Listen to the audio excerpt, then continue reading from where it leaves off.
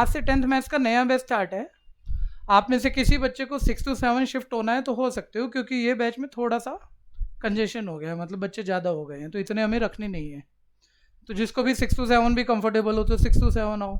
बहुत मतलब जितने कम बच्चे होंगे उतने ज़्यादा मज़ा आएगा।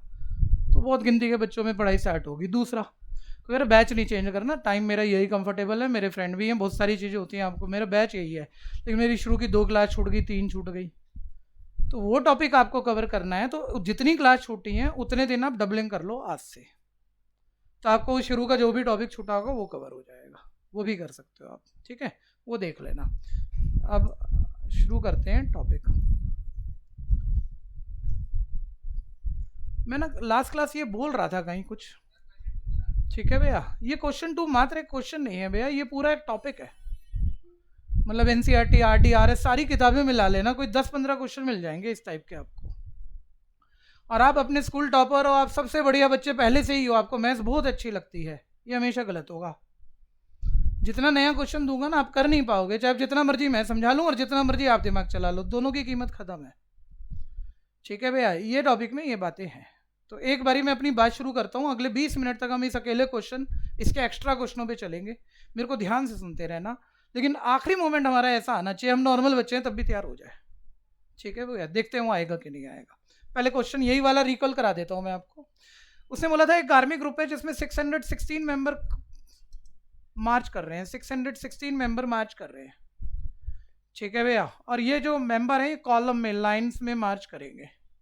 इसके आगे 32 मेंबर का बैंड है, वो भी लाइनों में मार्च कर रहे हैं।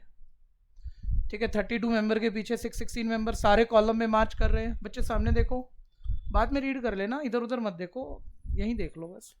ठीक है, अब उसने ना पूछा भाई बताओ ये कितने कॉलम में मार्च करेंगे। मैं पहली बार ही पढ़ रहा हूँ भाई, कितने भी कॉलम में, ऐसे मैं क्या बताऊँ। उसने कंडीशन दी जिसके अकॉर्डिंग उसने आंसर मांगा। बोलते हैं कॉलम जो दोनों कॉलम में मार्च करेंगे ना, कॉलम क्या होनी चाहिए दोनों ग्रुप में, और सेम हर बच्चा समझता है, सेम का मतलब कॉमन। कि मान लो ये 8 कॉलम में मार्च कर रहे हैं बैंड, तो आर्मी कंटीजेंट भी 8 ही कॉलम बनाएगा, कॉलम सेम होने चाहिए, मतलब कॉमन नंबर है वो। फिर बोलते हैं वो जो भी कॉलम होंगे ना वो मैक्सिमम होंगे।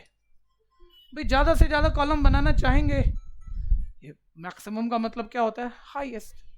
ठीक है भैया, एक सेकंड, बच्चा वेटिंग रूम में है, इसे एडमिट करा लें। मैक्सिमम का मतलब क्या होता है, हाईएस्ट। यानी ये जो नंबर ऑफ कॉलम पूछ रहा है ये बुक ही आपको कह रही है, मेरे कहने को कभी आप सही मत मान लेना जब तक आप रीड करके ना समझ जाओ। ठीक है, ये बुक ही कह रही है कि वो जो नंबर ऑफ कॉलम होने चाहिए वो क्या होने चाहिए। ठीक है, और वो क्या होने चाहिए। तो आपने एक नोट भी बनाया माइंड में कि फेयर में number of column same, common maximum highest होने चाहिए। यानी वो नंबर क्या होगा, हाईएस्ट कॉमन फैक्टर होगा। इन दोनों का जो हाईएस्ट कॉमन नंबर होगा ना भैया, वो बड़े से बड़ा हाईएस्ट भी है कॉमन भी है, उतनी कॉलम में मार्च करेंगे। और अभी कुछ करना मत, अभी ना इस टॉपिक को समझना है, ये कैसे चलता है, कैसे बच्चों को कंफ्यूज करता है। अब एनसीईआरटी मेरे को करानी है और मेरे को बस मान लो बस ये किताब ही पूरी करानी है, फॉर्मेलिटी करके फीस ले लेनी है आपसे, तो मैं तो बढ़ा के छोड़ दूंगा, ले मैंने समझा दिया भैया। ठीक है, ले दोनों का ऐसे आप सब निकाल लोगे, लॉन्ग डिवीजन मेथड अभी चल जाएगा, अभी एट लास्ट वो 8 आ जाएगा। अगर हाईएस्ट कॉमन फैक्टर 8 आ गया तो ये बड़े से बड़ा कॉमन नंबर 8 है, तो यानी ये कितने कॉलम में मार्च करेंगे, 8 में। और ये एनसीईआरटी का क्वेश्चन करके हर बच्चे को लगता है ठीक ठाक आ गया। ठीक है भैया, लेकिन ये बात है नहीं हकीकत में, कुछ और सुनो, कुछ एक्स्ट्रा सुनते हैं भैया। ठीक है, अब मैं इसके साथ का एक क्वेश्चन बना लेता हूँ आपके सामने। मैंने कहा मेरे पास एक स्वीट सेलर है जिसके पास काजू बर्फी है 420 और बादाम बर्फी है 130। ठीक है भैया, ऐसे एक्स्ट्रा क्वेश्चन बना रहे हैं, कुछ करना नहीं है, सिर्फ सुनते जाना। उसने बोला ये सारी बर्फी ना उसे एक ट्रे में, एक राउंड ट्रे में स्टैक करनी है, कॉलम में रखनी है। ठीक है भैया, और फिर उसने बोला नंबर, ध्यान से सुनना, number of barfis in each column, हर कॉलम में जो आप बर्फियां रखेंगे, पहले क्लियर है, सारी बर्फी कॉलम में एक के ऊपर एक ऐसे रख देनी है, दूसरा कॉलम, ऐसे कॉलम बनाते जाने हैं। Number of barfi each column में क्या होगी, सेम। और सेम का मतलब क्या होता है भाई, एक्चुअली ये जो मैं एक बारी थोड़ा सा बता दूं, जो भी ये पूछेगा ना उस रिक्वायर्ड का आंसर या तो एचसीएफ से निकलेगा या एलसीएम से। तुम्हें एचसीएफ या एलसीएम हर बच्चे को निकालना आता है, वो तुम्हें पहले से आता है, वो मेरे को नहीं सिखाना।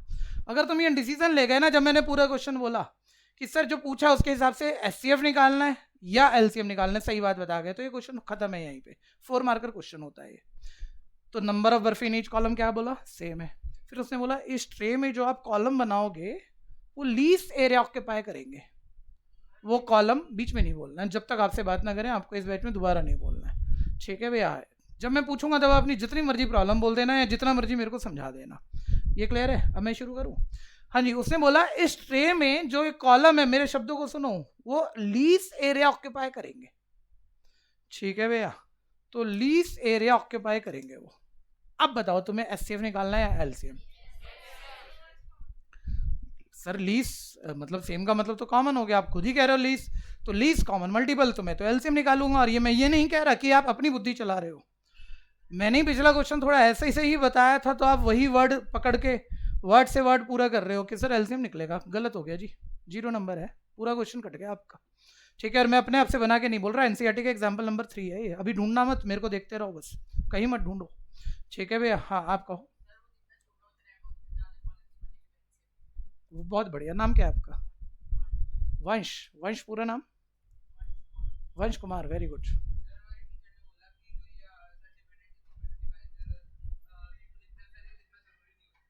वो कोई बात नहीं, कम कह रहे हैं तो कोई बात नहीं, ज़्यादा कह रहे होते तो दिक्कत आ जाती है ना। तुम्हारा टीचर कम कह रहा है, बहुत अच्छी बात है, खुश रहो, कम लिख के आना, ठीक। हाँ हमने तो ज़्यादा पढ़ाया, तो हमसे भी खुश रहो। अब आगे बढ़ें। एक बच्चा कहीं और पहुंच गया, तो कह रहा था पिछली क्लास में आपने ये पढ़ाया था, तो उसमें हमारी टीचर कहती है थोड़ा सा कम लिख दो। अच्छी बात है, उनको भी सुन सकते हैं हम, नंबर तो उनसे लेने हमने, ठीक है भैया। लेकिन मेरे मेरे अभी इसी क्वेश्चन पे रहो आप, ठीक है। अब बच्चा कह रहा है यार आपने ही तो कहा था, आपने कहीं कहा लीस है, कहीं कहा सेम है, कॉमन है, तो मैं लीस कॉमन। भैया तुम सारे 100 नंबर लेने वाले बच्चे हो, ध्यान से सुनते रहना, फाइनल होगा एक एक का, ठीक है भाई। मैंने किस चीज़ को लीज कहा, सारे बच्चे दिमाग चलाओ, किस चीज़ को लीज कहा था मैंने? इस ट्रे में जिसमें मैं कॉलम बनाऊंगा, ये कॉलम लीज एरिया ऑक्यूपाई करेंगे। एक बार ये सारे सोच के बोलना, अगर कॉलम कम से कम एरिया ऑक्यूपाई करें ट्रे में, तो कम से कम एरिया कब ऑक्यूपाई करेंगे, जब बहुत ज़्यादा बने या कम बने? कॉलम, कॉलम की काउंटिंग, कॉलम ज़्यादा बने या कम बने? काउंटिंग ऑफ कॉलम जितनी कम होगी, जितनी कम होगी उतनी तो जगह कम घेरेंगे। काउंटिंग ऑफ कॉलम जितनी कम होगी, बोलो कॉलम मैंने 50 बना दिए, ज़्यादा जगह घेर गए, और कॉलम मैंने 10 बना दिए तो कम जगह घेर गए, कम एरिया ऑक्यूपाई कर गए। कम एरिया कब ऑक्यूपाई होगा, जब कॉलम क्या बने, कम। और कॉलम कम कब बनेंगे, जब हर कॉलम में बर्फी कम रखोगे ज़्यादा से ज़्यादा। अब दोबारा बोलना, एक बार फिर सोचना, उसने क्या देखो पूछा, क्या उसने जो पूछा और जो दिया ना, ये दोनों में वर्ड प्ले कर गया आपके साथ वो, इसलिए आप पकड़े ही नहीं। पूछा उसने हर कॉलम में बर्फी कितनी रखेंगे, ठीक है। फिर उसने बोला हर कॉलम में बर्फी क्या रखनी है, सेम। लेकिन अगली बात जो लीस बोली ना, वो उसने इसको लीस बोला ही नहीं, हर कॉलम में बर्फी लीस रखनी है ऐसा नहीं बोला। उसने बोला कि कॉलम कम से कम बनाने हैं, कॉलम कम बनेंगे जब तो जगह कम लगेगी, कॉलम कम बनाने, और कॉलम कम कब बनेंगे, जब हर कॉलम में बर्फी ज़्यादा से ज़्यादा होंगी, ठीक है। यानी कि नंबर ऑफ बर्फी तो हर कॉलम में क्या होनी चाहिए, और मैक्सिमम का मतलब हाईएस्ट, सेम का मतलब कॉमन। यानी अभी मुझे क्या निकालना था, मैंने कहा था मैं एक समझा के छोड़ देता ना, आपको लगता आसान है, मैं दूसरा समझाया, थोड़ी थोड़ी किसी को प्रॉब्लम सेटल हुई होगी, मैं ये नहीं कह रहा मैंने ये समझा दिया, लेकिन कन्फ्यूजन सी दिख रही होगी, नहीं यार ये गड़बड़ हो सकता है। मैं तीसरा दिखाऊंगा ना, अभी देखो तुम सारे सारे अभी फंस जाओगे, तो पहले सीख लो, नहीं तो आज नहीं फंसेंगे तो पेपर में जाके फंसेंगे, तो अभी फंस लो भाई। आगे आओ आप दोनों बच्चे, आगे आ जाओ, दिखेगा नहीं वहाँ से, बहुत दूर हो गए, जल्दी से आओ दौड़ के। तो सर बात बन नहीं रही है, लेकिन टॉपिक चल रहा है भाई, ये ठीक है, कन्फ्यूज़न तो सेटल कर लो पहले, क्योंकि एनसीईआरटी के क्वेश्चन तो 10th में आते ही नहीं है, भूल ही जाना, कुछ भी आता है कहीं से भी आता है, ठीक है। तो हमारी तो समझ अच्छी होनी चाहिए। तीसरा क्वेश्चन आ गया जी, मैंने बोला आपकी ना स्कूल बेल है, आपका एक 12th क्लास का सीनियर सेकेंडरी स्कूल है, जिसमें जूनियर विंग भी है, मिडिल विंग भी है, सीनियर विंग भी है। छोटे बच्चों के जो पीरियड होते हैं वो कम टाइम के होते हैं, मान लो ऐसे कोई रैंडम बना देते हैं, 30 मिनट का छोटे बच्चों का एक पीरियड है। जो थोड़े मिडिल स्टैंडर्ड के बच्चे हैं उनका 40 मिनट का एक पीरियड है, और जो थोड़े सीनियर स्टूडेंट है मान लो से, उनका 60 मिनट का पीरियड है। बड़ी फेमस क्वेश्चन है, 10th में बहुत आई हुई है, ठीक है। स्कूल स्टार्ट सबका एक ही टाइम पे होता है, ठीक है, ऐसा मान लो हम दे रहे हैं क्वेश्चन में, लेकिन किसी का पीरियड 30 मिनट का है, किसी दूसरे क्लास के बच्चों का 40 मिनट का है, किसी थर्ड क्लास, किसी अलग क्लास के बच्चों का 60 मिनट का पीरियड है। पहली बारी बेल इकट्ठा रिंग कर गई, अब ये एक के बाद एक बेल रिंग करती रहेगी और कभी नहीं रुकेगी, कभी नहीं रुकेगी। हम कह रहे हैं बस बसती रहेंगी, एक के बाद एक, 30 मिनट बाद, 40 मिनट, 60 मिनट बाद। हमने कहा दोबारा कितनी देर बाद ये इकट्ठा रिंग करेंगी। तो ये जो भी पूछ रहा है वो या तो SCF है इन नंबरों का, या वो LCM है, और ये दोनों दिक्कत नहीं है तुम्हारे लिए, बहुत आसान होगा SCF LCM निकालना। लेकिन ये सोचो कि वो SCF करके आंसर आएगा या LCM। अपना तुक्का मारो, सोचो जो बोलना चाह रहा है बोलना चाहिए, घबराने की बात नहीं है। LCM क्या SCF?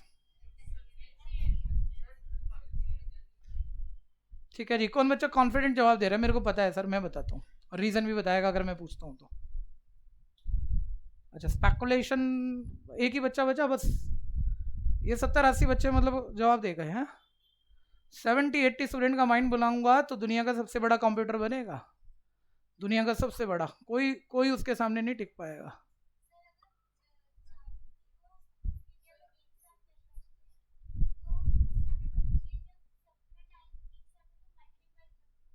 बहुत बढ़िया। अब आप भी अपना नाम बता दो। ठीक है, तो साक्षी को सोचना आता है, तो सोच के मेरे को जवाब देना चाह रही है। लेकिन मैं ये नहीं कह रहा कि आप सारे इस वक्त ये सोच पा रहे हो। इसने कह भी दिया, आपने समझ लिया, ये भी नहीं हुआ होगा। ठीक है, एक प्रॉब्लम सेटल्ड हो रही है कि अलग अलग क्वेश्चन सर कुछ और आएगा फिर फंस जाएंगे। लैंग्वेज तो हर क्वेश्चन की है लोगों की। अब इसका जवाब इस टॉपिक को पढ़ाने में नहीं है। मेरे से पूछोगे ना सर रीजन दो, थोड़ा तो समझाओ यार, ऐसे थोड़ी होता है। लो मैं समझाता हूँ, फिर सुनना। अच्छा एक बार ही बताओ, ये जो बेल 30 मिनट के टाइम स्पेन पे रिंग करती जा रही है, तो फर्स्ट बेल 30 मिनट पे बजा होगा, सेकंड जल्दी बोलो, और 30 मिनट बाद, 60 मिनट बाद थर्ड।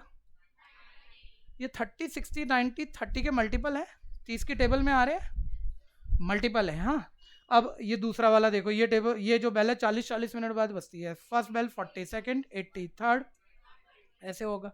ये 40 के मल्टीपल है कि जब भी मतलब पहली बारी बजी के, दूसरी बारी बजी के, तीसरी बारी बजी, या तो 30 के मल्टीपल पे दूसरी बेल 40 के मल्टीपल पे बजेगी, और तीसरी 60 के मल्टीपल पे बजेगी। ऐसे ही चल रहा है। ठीक है, इकट्ठा बजना है, मतलब दोबारा कब इकट्ठा बजेंगे? इकट्ठा मतलब कॉमन मल्टीपल। ठीक है, और सबसे पहले इकट्ठा कब बजेंगे? मतलब लीस्ट कॉमन मल्टीपल, सबसे छोटा कॉमन मल्टीपल। और लीस्ट कॉमन मल्टीपल का मतलब क्या होता है? यानी मुझे इस क्वेश्चन का क्या निकालना है, और उस बच्चे को मैंने ऐसा कुछ भी जरा भी इशारा नहीं दिया था, और उसने पूरे शब्द मेरे को बोल के दिए। ठीक है, अभी मैं मतलब थोड़ा स्पीड में ही बोल रहा हूँ, आराम से नहीं बोल रहा, मैं समझाने के हिसाब से नहीं कह रहा मैं। तो अभी भी कई बच्चे, कुछ बच्चे पकड़ गए होंगे सिर्फ इतना कहने से, कुछ अभी कंफ्यूज होंगे, नहीं सर पता नहीं क्या कह रहे हो आप, कम दिमाग में जा गया है। मैं कह रहा हूँ मैं समझाना चाह ही नहीं रहा इस बात को, तो कंसेप्ट से नहीं कराना चाह रहा मैं इसको, क्योंकि मेरे को पता है और 6 लैंग्वेज मेरे पास है, सब में फंस जाओगे तुम, और 1 या 2 करेंगे तो मेरा काम तो चलना नहीं है। अब सारे करोगे, इसका इलाज कुछ और है। इन क्वेश्चनों को छोड़ ही दो आप ये ट्रिक है भैया, जबरदस्त ट्रिक है, ये कहीं लिखी मिलनी नहीं है आपको, और इससे ये कोई सा भी क्वेश्चन समझ में आए ना आए होता ठीक ही है। तुम लैंग्वेज नहीं अंडरस्टैंड किए तब भी ठीक होगा, तुम लैंग्वेज अंडरस्टैंड किए तब तो ठीक होगा ही होगा। ठीक है, वो ट्रिक बता रहा हूँ आपको। ठीक है, और ट्रिक बताने के बाद ये नहीं है मैं अपना काम कम कर रहा हूँ, मैं हर क्वेश्चन में कंसेप्ट समझाऊंगा, लेकिन तुम्हारे पास ट्रिक भी होगी तो ठीक ऑलवेज होगा वो। ये बात क्लियर है भैया? सुनना जरा, ट्रिक क्या है? 2 शब्द समझने हैं आपको, एक फैक्टर का मीनिंग और एक मल्टीपल का। ये दोनों अलग वर्ड हैं, ठीक है भैया, जबकि कई बारी जल्दबाजी में बच्चे भी और टीचर भी ये दोनों वर्ड एक ही चीज को समझाने के लिए यूज कर लेते हैं, टीचर भी कर लेते हैं कई बारी।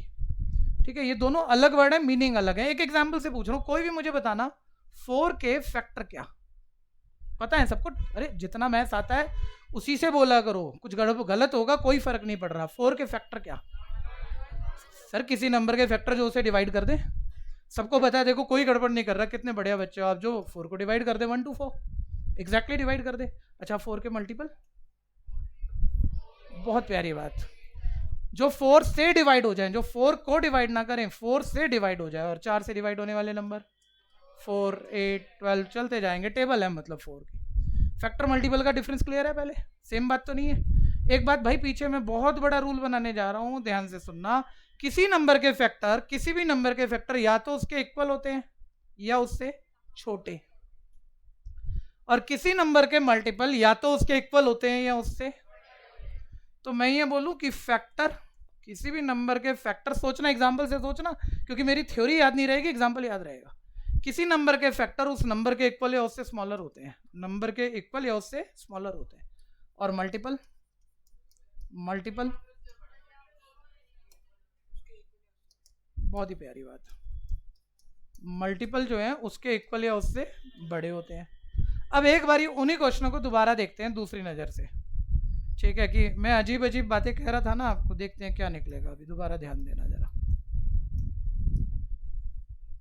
आर्मी ग्रुप वाला क्वेश्चन। अब जल्दी में हो, पता नहीं कैसे कोई भी लैंग्वेज आ जाएगी, ठीक है। उसने बोला 32 मेंबर बैंड में है, 16 मेंबर आर्मी ग्रुप में है, एक दूसरे के पीछे मार्च करेंगे। यूं तो लैंग्वेज से समझ में आ जाते हैं कुछ क्वेश्चन, और कुछ तकलीफ दे जाते हैं, छोड़ो ना। आप तो बस ये बताओ, वो पूछ रहे कॉलम, क्या जब कॉलम बनाओगे 32 मेंबर से कॉलम बनाओगे आप, क्या 32 से ज़्यादा बन सकते हैं कॉलम? 32 लोगों को कॉलम में खड़ा करना हो तो क्या 32 से ज़्यादा कॉलम बनेंगे? कभी नहीं। या तो हर कॉलम में एक एक मेंबर खड़ा करोगे तो 32 के इक्वल। अगर हर कॉलम में दो दो मेंबर खड़े कर दिए तो 16 कॉलम बनेंगे, 16 टू ज़ा 32। यानी जो कॉलम ये पूछ रहा है वो इस नंबर के इक्वल या इससे बड़ा हो सकता है, या वो कॉलम इसके इक्वल या इससे कम बनेंगे।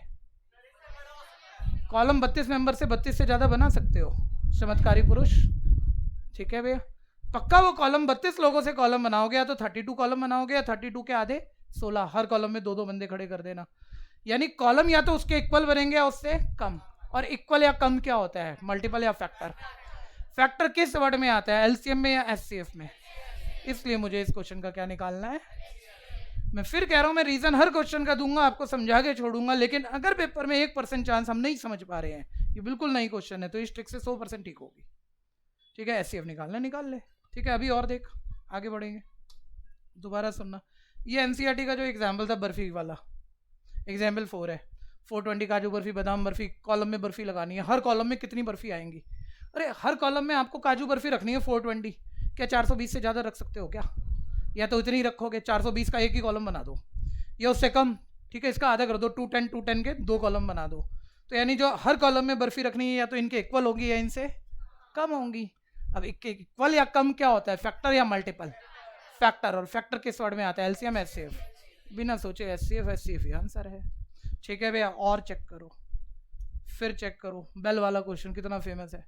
दोबारा बेल इकट्ठा कब बजेंगी, ठीक है भैया? क्या वो 30, 40 और 60 से कम टाइम पर बजेंगी, या उतना या उससे ज़्यादा पे? ज़्यादा क्या होता है, फैक्टर या मल्टीपल? और मल्टीपल एचसीएफ में आता है क्या, एलसीएम में? इसलिए हमें क्या निकालना है, आप तीनों का एलसीएम निकाल लेना, वो अभी बता दूंगा। 120 आता भी है पुराना मेथड आपको एक, तो 120 मिनट बाद ये तीनों बेल इकट्ठा रिंग कर जाएगी। ये बात क्लियर है भैया, ठीक है। यानी इस वक्त आपको, बाकी तो क्वेश्चन हम करेंगे, लेकिन ये लिख लेना चाहिए एनसीईआरटी। एक चीज़ और सुनना, मेरे साथ जब आप पढ़ोगे तो जो भी नोट्स, जो फॉर्मूला, जो ट्रिक्स मैं बताऊंगा, कहाँ लिखोगे, रजिस्टर में या बुक में? रजिस्टर रद्दी है मैथ्स में। अगर मैंने पूरा साल पढ़ा के आपके 50 रजिस्टर भरवा दिए, तो पेपर से एक दिन पहले आप 50 रजिस्टर पढ़ सकते हो। पहली बात आप पढ़ नहीं सकते, दूसरी बात आपको 50 मिलेंगे नहीं, 10-15 तो तुमने खो दिए होंगे, ठीक है भैया। काम सिर्फ ये किताब आएगी जिसमें सारे नोट्स, सारे फॉर्मूला होंगे, किताब नहीं खोने वाली है, ठीक है। किताब में लिखो इसी एक्सरसाइज के ऊपर, बस ये 2 शब्द लिख लो। मेरा काम है, मैं प्रैक्टिस कर करके इनको कनेक्ट करा दूंगा आपको, किस टॉपिक में यूज़ होंगे, कैसे होंगे। बस ये 2 वर्ड लिख दो कि फैक्टर किसी नंबर के इक्वल या उससे छोटे होते हैं। एग्जाम्पल ले लेना, एग्जाम्पल लिख लेना, जैसे 4 के फैक्टर 1, 2, 4 होते हैं, और 4 के मल्टीपल। एग्जाम्पल लिख लेना ताकि ये ध्यान रहे, बस। और अब हम करेंगे क्वेश्चन, और इस टॉपिक को करेंगे फाइनल। थोड़ा मेरा बैच जैसे स्टार्ट हुआ तो मुझे बीच में 2 छुट्टियां करनी पड़ी किसी ज़रूरी वजह से, तो एक मज़ा जो ट्यूनिंग बन रही होती है वो थोड़ी सी डिस्टर्ब हो गई है, ठीक है भैया। अब लेकिन लगातार क्लासेस चलेंगी तो सेटिंग बन जाएगी आपकी, मेरे साथ ट्यूनिंग बैठ जाएगी। लेकिन जो 2 क्लास छूटी हैं वो भी पूरी करनी है, और मेरे को छूटी हुई क्लास पूरी करने से मतलब नहीं होता, मेरे को डबल ट्रिपल क्लास लेने में मज़ा आता है कि मैंने जितना प्रॉमिस कराया उसका 2 गुना 3 गुना तो मैं कम से कम आपको करा दूँ, ठीक है भैया। इसके लिए एक एक्स्ट्रा टाइम हम खोल रहे हैं। जो आपको शेड्यूल टाइमिंग बताई गई है मंडे से थर्सडे, वो तो है ही है क्लास, ठीक है। इस वीक से संडेज भी क्लास शुरू हो जाएंगी। टाइमिंग मैं आपको थर्सडे क्लास में फाइनल करूँगा, ठीक है, कि संडे को किस टाइम पे क्लास रहा करेंगी। और ये बोर्ड क्लास है, इसे टाइम में नाप के मत पढ़ना मेरे साथ, ठीक है। जितना ज़्यादा से ज़्यादा आप पढ़ सकते हो या मैं पढ़ा सकता हूँ, उतना ही पढ़ा जाएगा, उतना ही पढ़ाया जाएगा। बढ़े आगे, कोई दिक्कत है? अब भैया इसको थोड़ा प्रॉपर यार सुनना तो ठीक है, एक बात है, जब तक लिखोगे नहीं मैथ्स तैयार नहीं होगी, प्रॉपर नहीं लिखोगे नंबर नहीं मिलेंगे। तब थोड़ा ढंग से लिख लेते हैं इन क्वेश्चनों को। मेरे पास उतना राइटिंग स्पेस नहीं है, और ये प्रीवियस क्लास का PDF सेव है, मैं इसे रब नहीं कर पाऊँगा, तो मैं थोड़ा कम स्पेस में कर लेता हूँ इसे, क्वेश्चन याद है ना आपको? 16 मेंबर, 32 मेंबर। एक बार फिर दोबारा से सुन लो। कॉलम में मार्च कर रहे हैं, कंसेप्ट, पहले कंसेप्ट बहुत जल्दी बोलूंगा आप। उसने बहुत क्लियरली बोला कॉलम सेम बनेंगे। कॉलम ही पूछ रहा और कॉलम ही सेम बनेंगे। कॉलम ही पूछ रहा और कॉलम में ही मैक्सिमम मेंबर आएंगे, मैक्सिमम कॉलम बनेंगे, सॉरी मैक्सिमम कॉलम बनेंगे। तो कॉलम मैक्सिमम हाईएस्ट और कॉमन हाईएस्ट कॉमन नंबर वाला आंसर होगा, इसलिए मुझे क्या निकालना है? HCF concept. ठीक है, और शॉर्टकट, भाई तुम 32 मेंबर को कॉलम में खड़ा कर रहे हो, या तो 32 मेंबर से 32 कॉलम बने, या उसका आधा 16 कॉलम बने, हर कॉलम में 2-2 मेंबर खड़े कर दो। तो आप यानी ये जो कॉलम पूछ रहे हैं या तो ये इन नंबरों के इक्वल होगा या इससे छोटा, और छोटा क्या होता है? फैक्टर। छोटा क्या होता है? फैक्टर, और फैक्टर आता है एचसीएफ पे। तो ये जुगाड़, ये ट्रिक मान लो, ये तो भी एचसीएफ निकालना है। तो सर ठीक है, चाहे मैंने कंसेप्ट से किया, चाहे मैंने ट्रिक से सोचा, मेरे को रीजन नहीं देना टीचर को। मतलब बस मेरे को पता लग गया एचसीएफ निकालना है, तो मैं बस एचसीएफ निकाल दूं, नंबर मिल जाएंगे? भाई नहीं मिलेंगे। ठीक है, तो टीचर को रीजन कौन से काम करते हैं ध्यान से सुनना। बस इतना सही इस क्वेश्चन के हिसाब से, अकॉर्डिंग टू क्वेश्चन, बस कुछ और नहीं। भाई तुम क्वेश्चन में बता रहे हो मैं, ठीक है, ये 3 शब्द लिखने हैं। According to question, required answer is HCF. Required answer HCF है। अब मुझे इन दोनों का क्या निकालना पड़ेगा? और एचसीएफ का लास्ट क्लास हम मेथड समझ चुके थे जी। ठीक है जी, division method, Euclid division lemma use करेंगे। जिनको आता है वो तेजी से शुरू कर दो, यहाँ से स्टार्ट होगा आपका आंसर। जो बेहतर करना चाह रहे हो, कह रहे थोड़ा और क्लियर करें हम अपने टीचर को, तो आप ये भी लिख सकते हो, ऐसे ही लिख सकते हो पिक्चर में। नंबर ऑफ कॉलम सेम होने चाहिए, नंबर ऑफ कॉलम मैक्सिमम होने चाहिए, हाईएस्ट कॉमन। तो according to question required answer is HCF. यहाँ से भी शुरू कर सकते हो। एचसीएफ निकाल रहा हूँ, ठीक है। कोई एचसीएफ अगर लास्ट क्लास था, नहीं मालूम नहीं है, तो देख लो। लार्जर नंबर को स्मॉलर नंबर से जस्ट डिवाइड करना है। ठीक है भैया। पीछे भाई कॉर्नर वाला बच्चा है, आपसे ही कह रहा हूँ मैं। एक बारी रिसेप्शन पे शिव भैया हैं, उनको बोलना भैया बुला रहे हैं। कोई भी बोल दो, हाँ एक बोल दो, कोई भी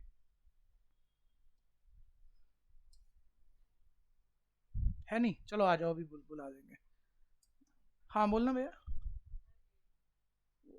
बहुत बढ़िया, वेरी गुड। आप मशीन जैसे हो, हैं ऐसा है।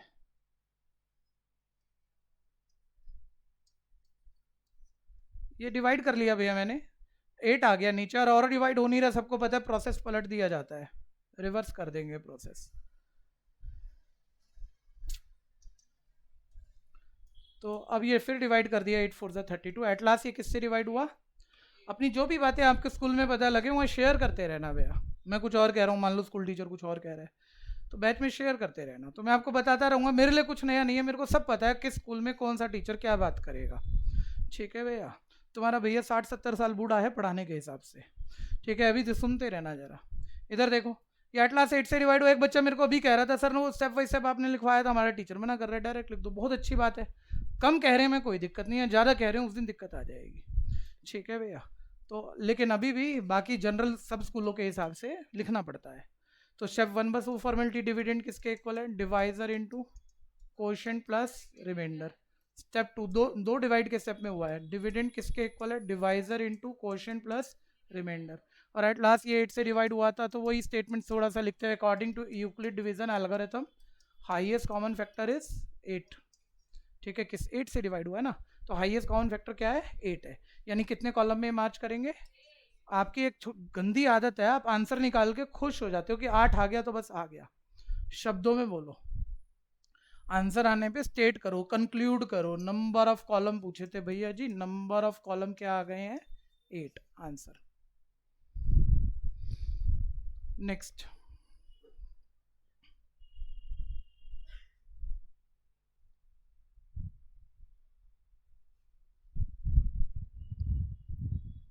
कोई कंफ्यूजन है तो बोलना। जिसका भी हो गया, करने की जल्दी मत करना। लेकिन example 4 left hand side NCERT देखोगे, सेंटर में कोई एग्जाम्पल 4 दिखेगा, काजू बर्फी बादाम बर्फी। मेरे पास स्क्रीन पे नहीं आएगा, आप वहाँ से पढ़ लो। ऑनलाइन वाले बच्चे भी एनसीईआरटी लेके बैठा करो, ऑफलाइन वाले बच्चे भी। यूँ तो ज़्यादातर क्वेश्चन स्लाइड पे दिखते हैं, लेकिन आप बिना एनसीईआरटी के यहाँ ना आए। एनसीईआरटी रेगुलर बेसिस पे आप लें, ठीक है। जब तक आप खुद नहीं पढ़ रहे हो, तुम्हें कोई नहीं पढ़ा पाएगा। तुम खुद पढ़ रहे हो, शायद तुम्हें ट्यूशन की भी जरूरत ना पड़े। ठीक है, तो होना तो वही चाहिए कि खुद करना बहुत ज़रूरी होता है। हो गया भाई? कोई कर रहे हैं तो हैंड रेज कर दो, ऑनलाइन या ऑफलाइन। हाँ फटाफट कर दो, फटाफट कर दो, जो पूछना हो तो पूछ लेना। ऑनलाइन वाले बच्चों को ध्यान देना है, मैं कोई क्वेश्चन समझा दिया, अब आप कर रहे हो। ठीक है, तो क्वेश्चन में स्विच ना कर दूं इसलिए हैंड रेज कर दिया करो, और जब तक हैंड रेज रखो जब तक तुम्हारा चल रहा है, जैसे ही हो जाए हैंड डाउन कर लो ताकि मैं आगे बढ़ पाऊँ। एग्जाम्पल नंबर 3 या 4 कौन सा था? 4 है ना? हाँ, एग्जाम्पल 4 काजू बर्फी बादाम बर्फी। अब हम समझने बैठे हैं, ट्रिक तो भैया मजबूरी में यूज़ करते हैं। ठीक है भैया, तो एक बारी जरा दोबारा से अब उसको बुक लैंग्वेज पे पकड़ते हैं, क्वेश्चन क्या था। एनसीईआरटी देना, मैं आपको एग्जैक्ट एनसीईआरटी लैंग्वेज रीड कर देता हूँ। ठीक है भैया, बोलता है स्वीट सेलर हैज 420 काजू barfi 130 badam barfi, she wants to stack them in such a way that each stack has the same number. इधर देखो, वो ठीक है, तो डाटा है नॉर्मल सा कि काजू बर्फी उसके पास 420 है, बादाम बर्फी 130 है। ठीक है, अब ध्यान से सुनो, उसने बोला she want to stack them in such a way that each stack has the same number. तो वो जिस भी ट्रे में उन्हें रखेगा वो इस तरह से स्टैक करेगा कि हर स्टैक में सेम नंबर ऑफ बर्फी आए। ठीक है, थोड़ा बेटर वर्ड कर देता हूँ, इजी वर्ड कर देता हूँ, हर कॉलम में सेम नंबर ऑफ बर्फी आए। ठीक है, तो वो ठीक है, चलो नंबर ऑफ बर्फी सेम होनी चाहिए। क्या सेम होना चाहिए? शब्दों को ध्यान दो, नंबर ऑफ बर्फी क्या होनी चाहिए? In each column. ठीक है भैया, हर कॉलम में नंबर ऑफ बर्फी सेम होनी चाहिए। अब वो क्या कह रहे हैं? And they take up least area of the tray. ठीक है, और वो जो कॉलम आप बना रहे हो वो ट्रे में लीस्ट एरिया ऑक्यूपाई करना चाहिए। ट्रे में कॉलम कम जगह कब घेरेंगे? जब कॉलम कम बनेंगे, और कॉलम कम बनेंगे जब हर कॉलम में बर्फी ज़्यादा होगी। पूछा क्या है, कॉलम या बर्फी इन ईच कॉलम? तो पूछ तो ये रहा है number of barfi in each column, और देते हुए क्या दे रहा है? कॉलम कम जगह लें। भैया कॉलम कम जगह तब लेंगे जब हर कॉलम में बर्फी ज़्यादा से ज़्यादा डालेंगे तो कम कॉलम बनेंगे। यानी बर्फी तो हर कॉलम में क्या होनी चाहिए? Maximum, highest. बदलना पड़ गया ना भैया, बदल गई ना। पेपर में नया क्वेश्चन आया, हम स्पीड में थोड़ा सा हमने नहीं पकड़ा, क्वेश्चन गलत हो जाएगा। तो चाहे हम समझने की पूरी कोशिश कर रहे हैं, एक बारी वो हम अपनी ट्रिक यूज़ करेंगे। भाई बर्फी पूछ रहे हो ना हर कॉलम में, क्या 420 से ज़्यादा डाल सकते हैं क्या? नहीं। क्या 130 बादाम बर्फी है आपके पास, उससे ज़्यादा डाल सकते हैं? नहीं। तो या तो इतनी ही डालेंगे या इससे, और उतना ही या उससे कम क्या होता है? फैक्टर। यानी क्या निकालना है? तो ट्रिक से तो हो ही गया, चाहे मेरे को समझ कम आया हो।